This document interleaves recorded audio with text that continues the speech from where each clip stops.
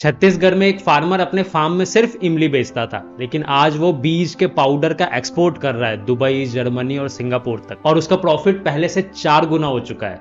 ये छोटा सा इमली का बीज आपको लखपति बना सकता है। आपने इमली का स्वाद तो बहुत लिया होगा, गोलगप्पे में, चटनी में या फिर घर के खाने में। हर इंडियन की रसोई में इसकी खास जगह है। पर क्या आपने कभी सोचा है कि इसके वो बीज जो हम अक्सर फेंक देते हैं, वो ग्लोबल मार्केट में $210 मिलियन की इंडस्ट्री है, 1800 करोड़ की इंडस्ट्री। आज मैं आपको बताऊंगा कि कैसे आप इंडिया में इमली और खासकर इमली के सीड के पाउडर का बिजनेस शुरू करके सिर्फ अपने शहर में ही नहीं बल्कि पूरे दुनिया में अपना नाम कमा सकते हो। इतने पैसे नहीं है, टेंशन मत लो, उसका भी सॉल्यूशन बताऊंगा। वीडियो को एंड तक देखना, बहुत कुछ सिखाऊंगा। ये बिजनेस उनके लिए परफेक्ट है जो लो इन्वेस्टमेंट में लोकल रॉ मटेरियल से ग्लोबल लेवल तक का बिजनेस बनाना चाहते हैं, चाहे आप स्टूडेंट हो, फार्मर हो या एक छोटी यूनिट के ओनर। तो चलिए पहले मार्केट को समझते हैं। इंडिया इमली का सबसे बड़ा प्रोड्यूसर और एक्सपोर्टर है। हमारी ईयरली प्रोडक्शन लगभग 1.6 लाख मीट्रिक टन है। अमेरिका, ऑस्ट्रेलिया और यूएई जैसे बड़े देश हमसे इमली खरीदते हैं। डोमेस्टिक मार्केट में तो इसकी जबरदस्त डिमांड है, खासकर साउथ इंडिया में। तो अगर आप सिर्फ इमली का पल्प या पेस्ट भी बेचते हो तो भी बहुत स्कोप है।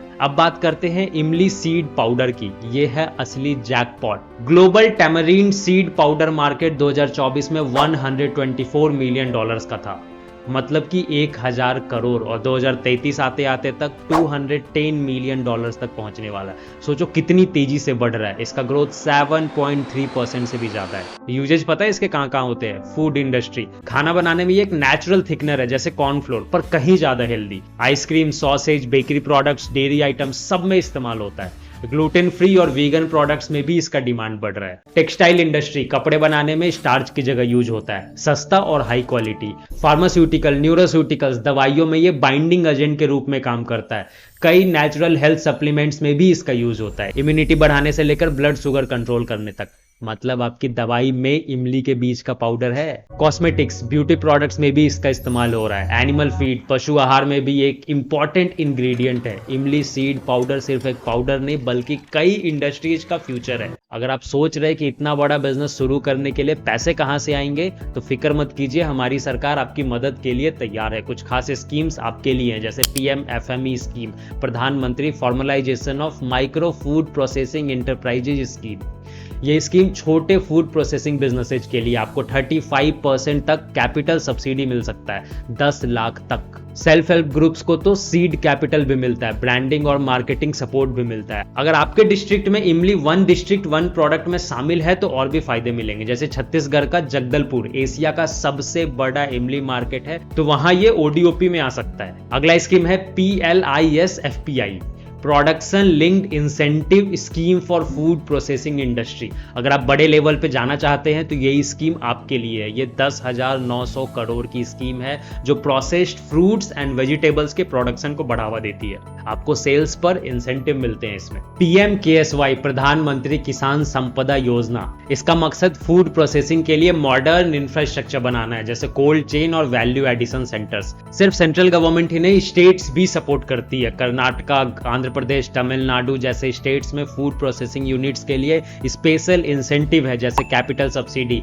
इंटरेस्ट सब्सिडी, टैक्स बेनिफिट्स और लैंड कन्वर्जन चार्जेज में छूट। तो अपनी स्टेट की इंडस्ट्रियल पॉलिसी जरूर चेक कर लेना। वैसे इस बिजनेस में ही नहीं, दूसरे बिजनेसेज में भी हमारी गवर्नमेंट बहुत हेल्प करती है, अगर आपको सही स्कीम, उसके फायदे और अप्लाई करने का सही तरीका पता है तो। वरना सरकारी ऑफिस टू ऑफिस घूमने पे भी लोगों को कुछ नहीं मिल पाता। मैंने ऐसे 10 इंपॉर्टेंट गवर्नमेंट स्कीम्स की पूरी डिटेल्स इस वीडियो में कवर की है जो आपको बहुत हेल्प करेगी। लिंक मैं आई बटन में दे दूंगा और डिस्क्रिप्शन में भी डाल दूंगा। 10 मिनट टाइम निकाल के एक बार उसको जरूर देख लेना। कोई भी बिजनेस स्टार्ट करने जा रहे हो, ये वीडियो आपको हेल्प करेगा। बिजनेस स्टार्ट करने टाइम बहुत पैसा और समय दोनों बचेगा। तो अब आते हैं इस बात पे कि बिजनेस शुरू कैसे करें। ये रहे आपके लिए स्टेप बाय स्टेप रिक्वायरमेंट्स। पहला है बिजनेस रजिस्ट्रेशन। आप अपनी company sole proprietorship, partnership, LLP या प्राइवेट लिमिटेड कंपनी के रूप में रजिस्टर कर सकते हैं। प्राइवेट लिमिटेड कंपनी में लायबिलिटीज कम होती है और फंडिंग लेना आसान होता है। GST रजिस्ट्रेशन, अगर आपका टर्नओवर 40 लाख फॉर गुड्स और 20 लाख फॉर सर्विसेज से ज़्यादा है या आप इंटर स्टेट बिजनेस कर रहे हैं तो आपको GSTIN लेना बहुत जरूरी है। लाइसेंसेज और सर्टिफिकेशंस की बात करें तो FSSAI लाइसेंस लेना बहुत जरूरी है।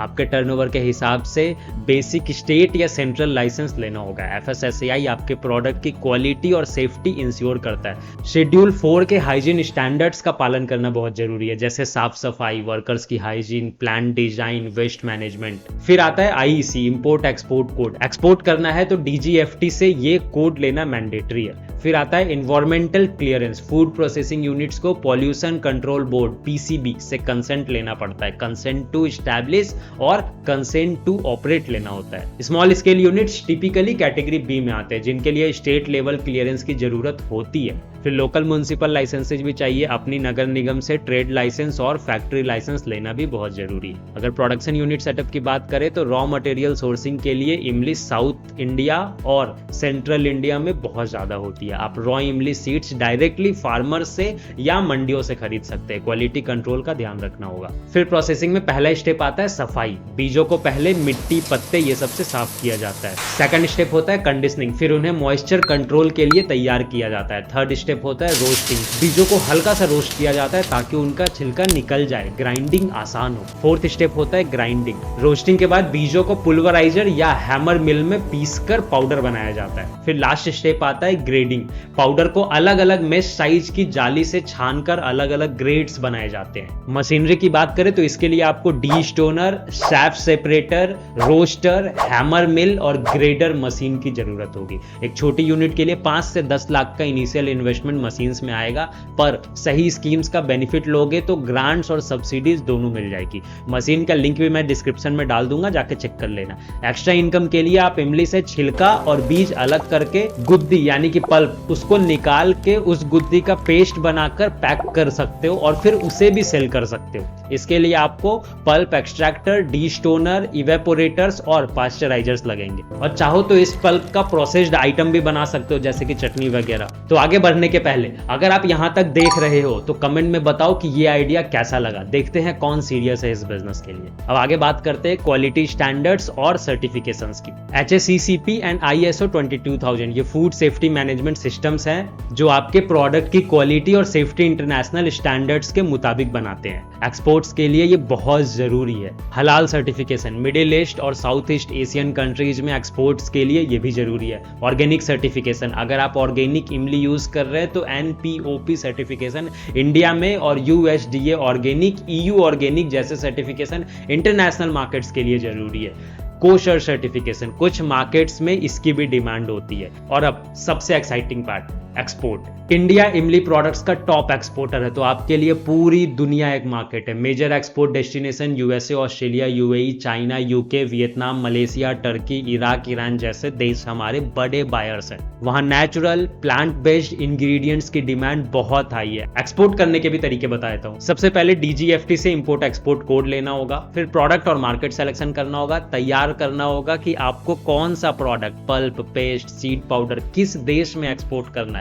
हर देश के लिए अपने रूल्स एंड प्रेफरेंसेज होते हैं। जिस देश में एक्सपोर्ट कर रहे हैं वहां का फूड सेफ्टी रेगुलेशंस को समझना होगा। जैसे USA के लिए US FDA रजिस्ट्रेशन मैंडेटरी है और आपको food safety modernization act FSMA का नियम भी मानना होगा। फिर बायर ढूंढने के लिए international trade fairs, B2B platform जैसे Alibaba, trade India, export promotion councils, APEDA से जुड़कर बायर्स ढूंढ सकते हो आप यहाँ पे। फिर इंटरनेशनल स्टैंडर्ड्स के हिसाब से पैकेजिंग करके लेबलिंग में product information, ingredients, nutritional facts, origin और सर्टिफिकेशंस मेंशन करना बहुत जरूरी है। इसके बाद डॉक्यूमेंटेशन पार्ट आता है जिसमें commercial invoice, packing list, bill of lading अगर आप शिप से भेज रहे हो तो, एयरवे बिल अगर आप फ्लाइट से भेज रहे हो तो, certification of origin, health certificate APEDA से, और अगर जरूरत हो तो फाइटोसैनिटरी सर्टिफिकेट शामिल है। लॉजिस्टिक्स और कस्टम्स में एक अच्छे फ्रेट फॉरवर्डर से बात करके जो आपके गुड्स को शिप करने,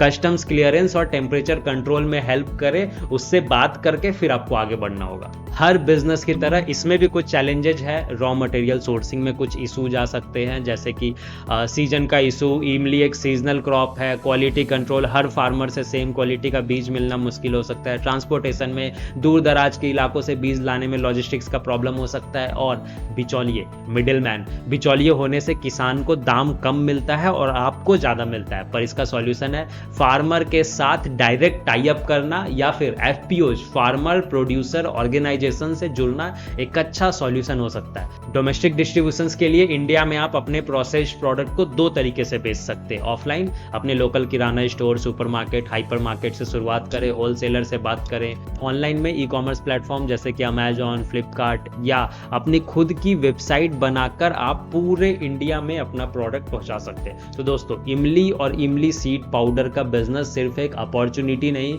बल्कि एक गोल्डन चांस है। इंडिया में रॉ मटेरियल की अबंडेंस, सरकारी सपोर्ट और ग्लोबल मार्केट में बढ़ती डिमांड, ये सब आपके लिए एक परफेक्ट रेसिपी बनाती है। याद रखिए, हर बड़े बिजनेस की शुरुआत एक छोटे सोच समझकर उठाए गए कदम से होती है। अगर आप सही रिसर्च, प्लानिंग और मेहनत के साथ आगे बढ़ते हैं तो आप भी इस एक्साइटिंग इंडस्ट्री में सक्सेसफुल हो सकते हैं। अगर आपके मन में इस बिजनेस से जुड़ा कोई भी सवाल है तो कमेंट्स में जरूर पूछिए, मैं जवाब देने की पूरी कोशिश करूंगा। अगर आपको ये वीडियो पसंद आया तो लाइक करें, अपने दोस्तों के साथ शेयर करें और हमारे चैनल को सब्सक्राइब करना ना भूलें। जल्दी मिलते हैं अगले वीडियो में, तब तक के लिए जय श्री राम।